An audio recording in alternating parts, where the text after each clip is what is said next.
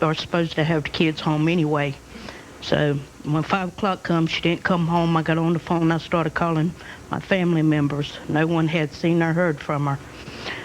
So I got out in the neighborhood and started going to different people's homes that their children rode the bus with Dana.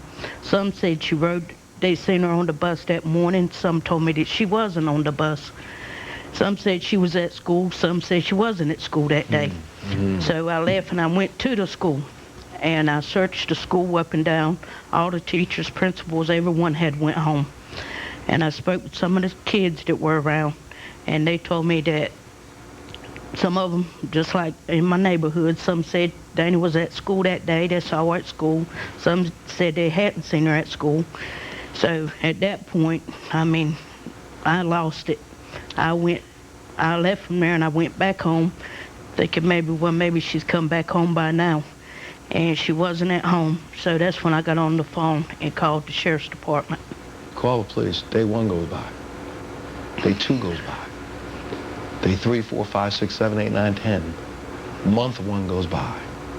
Month 2, 3, 4, 5, 6 goes by. Year 1 goes by. Ma. Every day it was a living nightmare. Not knowing if my daughter was alive or dead, where she was at. It was just like she vanished off the face of the earth. And at any point did it register in your mind? Hector. Yeah. Oh yeah. After that weekend, and I found out that he wasn't he lived right across the street, and I found out that he was missing also. That's when it registered in my mind. He had taken my daughter. But still, still I didn't know for sure. All I had was suspicion. I gotta take a break. Wanda, I just stopped at year 1. Year 2 goes by. Year 3 goes by. I can't even say it. 4 years go by. Was there a moment when you thought that maybe maybe my daughter's not alive? Well, yes, I thought of it many, many times. I didn't know if she was alive or dead. Because I thought if Hector had her, then she would have contacted me by then. I thought that many a time. Hold that thought. We'll take a break. We'll be back right after this. After 4 years of searching, Dana's mother, Wanda, had lost all hope. If God would just let me tell her that I loved her before I left this world, that's all that would matter.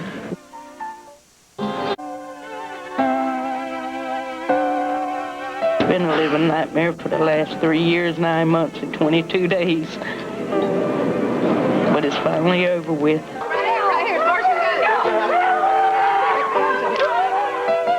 And I was finally home. So you get the phone call, and the phone call comes and says to you after 4 years, there's a girl here in this embassy who's claiming to be your daughter. Is that how they called you? What did they say to you? No, the Hope County Sheriff's Department called me and told me that they located Dana, and that they asked me could I come down to the Sheriff's Department. And I told him, I said, I'm on my way. So I slammed the phone down and got in the car and went to the Sheriff's Department.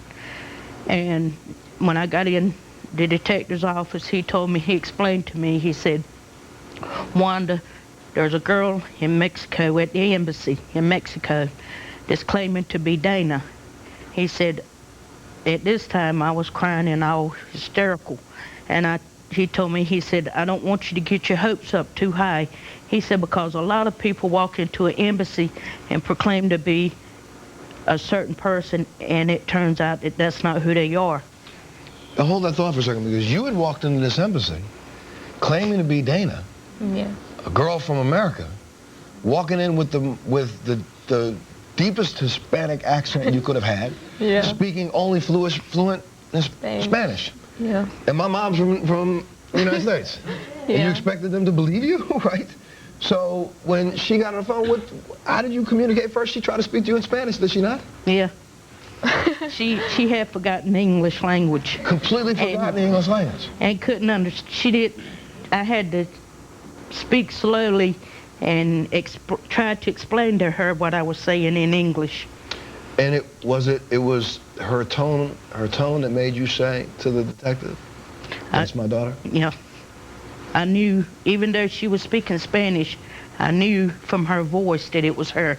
And I told the detective, I said, "Detective Spradlin, that's her, that's my daughter." And I told him, I said, tell them to look into the computer for missing and exploited children. If they have a computer, look in there, and you will find that she is who she says she is. And they did that, and bingo bango, they bring you home. Yeah. Which I think is part of the wonderful, should be the wonderful ending of the story. Now, you know, and hear me, there's a little piece that we have to discuss, but I'm not going to discuss in detail. Along the way, you had a second child. Okay, so now, darling, you're 16 years old. 2 children. The person who has done this to you and caused all these issues has not even been convicted or tried yet, correct? No. So I have to say unequivocally, everything that we've said about this person is alleged. But what's not alleged is that I have a young lady who's 16 years old who has a baby whose, I guess, DNA will match the DNA of this 18-year-old man. And I don't care what his story is, no 18-year-old man can impregnate an 11-year-old girl without having raped her. So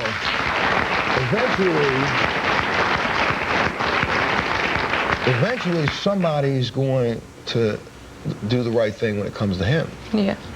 But he's also the father of your child. Any thoughts about that? Because, you know, he might run away to Mexico again. It could be 10 years before they brought him up for justice. They may not even do so. He may be sneaking around in America thinking to himself, at some point in time, I need to see my child.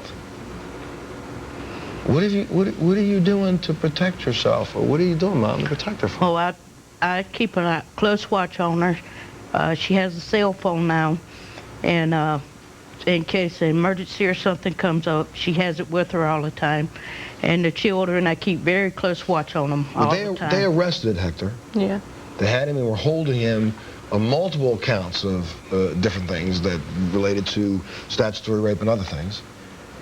And then he escaped from prison, did he not? He escaped.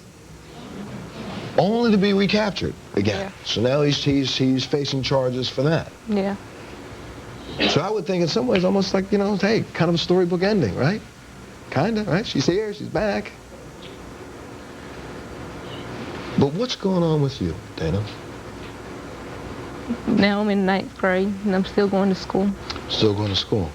How are you taking care of your babies? They go to a daycare, and sometimes my aunt and my mom takes care of them sometimes. And where are you as a mother to these babies? I mean, how do you feel? You had your first child when you were 12. Second child when you were what, 16, 15? 16? 15. 15. I mean, which is crazy. Yeah. What do you think about your life now, Dana? I missed a lot. I missed my whole childhood. Sometimes I think there isn't even no teenager things to do anymore because I go out and I got to be home worried about my kids. So really I miss teenage life too. We'll take a little break. We'll be back right after this.